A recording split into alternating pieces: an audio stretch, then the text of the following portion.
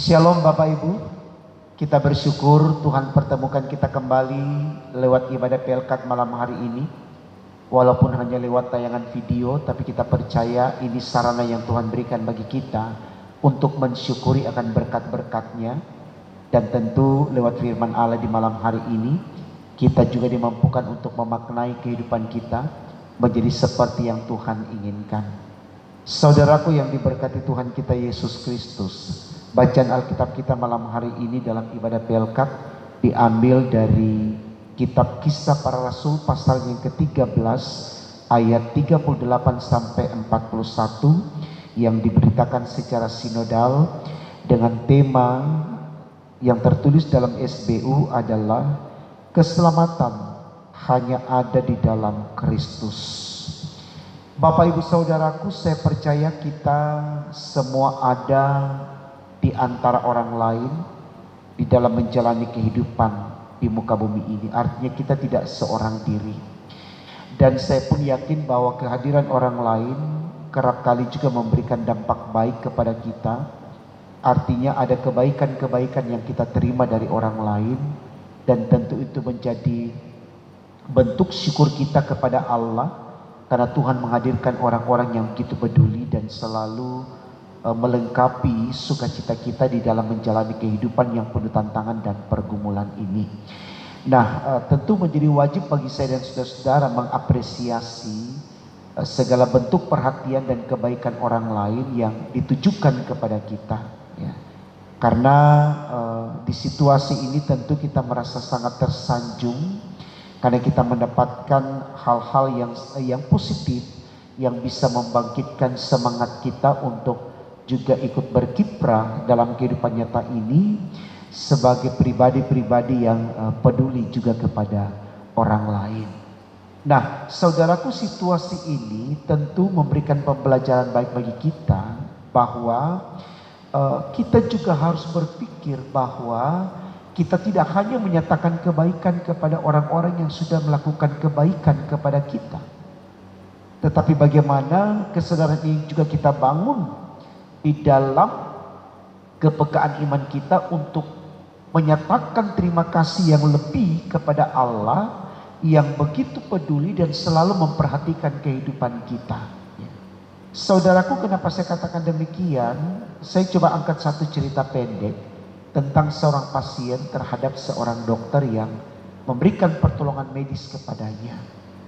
Pasien ini merasa bahwa dokter yang mengobati sakitnya sangat amat berjasa di dalam hidupnya.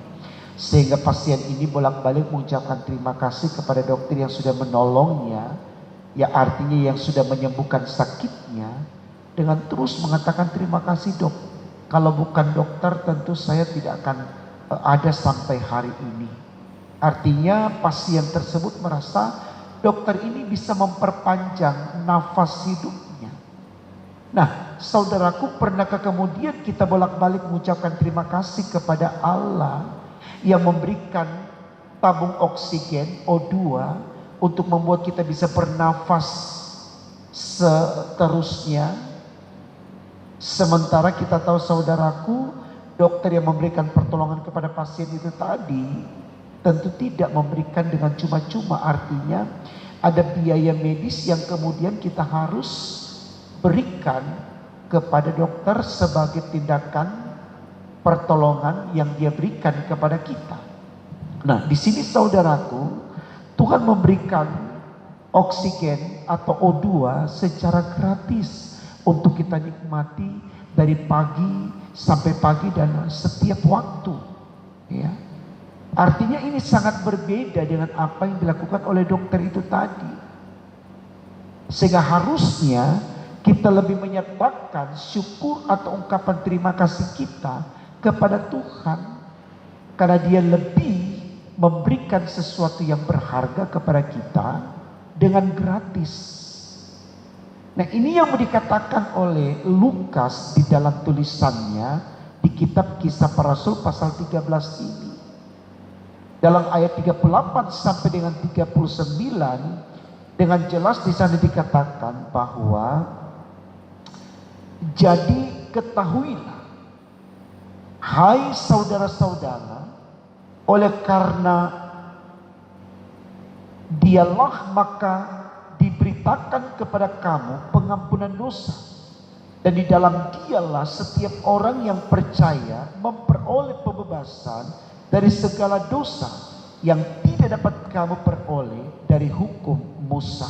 Nah, kedua ayat ini saudaraku mau mengatakan kepada kita bahwa hanya Yesus adalah Allah yang mengampuni dosa kita dan yang menyelamatkan kita. Ini senada dengan apa ditulis oleh Yohanes dalam kitabnya di pasalnya yang ke-14 ayat 6, mengatakan bahwa Yesus adalah jalan satu-satunya menuju sorga. Nah, saya pikir saudaraku, dari kedua pasal ini, dari kedua kitab ini, mau menegaskan kepada kita bahwa kita harus betul-betul mau bersyukur kepada Allah, karena dialah yang memberikan keselamatan kepada kita. Sekali lagi, bukan berarti saya mengatakan kita tidak harus mengucapkan terima kasih kepada orang-orang yang peduli kepada kita, tidak. Tapi jangan sampai kita lebih fokus kepada sesama yang begitu baik kepada kita, lalu kita melupakan Tuhan yang sudah begitu peduli kepada saudara dan saya, membebaskan kita dari kuasa kegelapan, membebaskan kita dari kuasa dosa, dan yang sudah memberikan keselamatan kepada kita.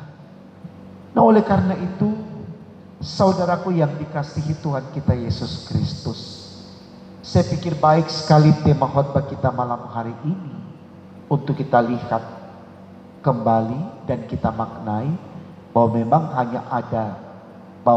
hanya ada di dalam Yesus keselamatan itu, supaya kita tidak mencari kekuatan lain di luar dari Yesus untuk memperoleh keselamatan. Tentu ini baik karena di situasi wabah virus corona saat ini, begitu banyak orang ingin tampil menjadi penolong, menjadi penyelamat bagi sesamanya, dan tanpa dia sadari mereka sudah mentuhankan dirinya kepada sesamanya. Dan manusia mengalami pertolongan di situasi wabah virus corona ini selalu mengaminkan bahwa orang-orang yang memberikan pertolongan kepadanya, bantuan kepadanya, itulah Tuhannya. Sehingga dia hanya terus berkiblat kepada orang-orang tersebut.